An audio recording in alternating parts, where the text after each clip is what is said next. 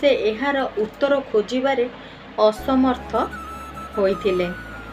निज प्रश्नर उत्तर जानिबा पाई से तांको राज्य बहुत बुद्धिमान व्यक्ति को डकाइले।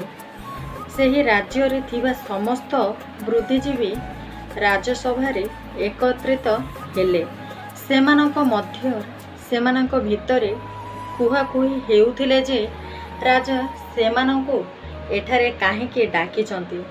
राजा समस्तंकु अभिवादन जणाइले एवं सेमानंकु पचारिले जे मु जेतेबेले जन्म होइथिली सेही समय रे बहुत लोक जन्म होइथिले, किंतु मु ही राजा हेली काहेकि?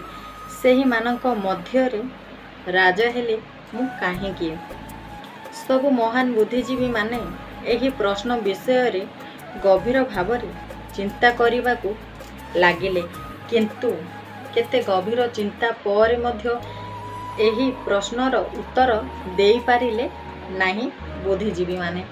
सेठारे जणे बुद्धिमान व्यक्ति मध्य सेठारे बसिथिले एवं किछि समय पर से कहिले जे एही प्रश्नर उत्तर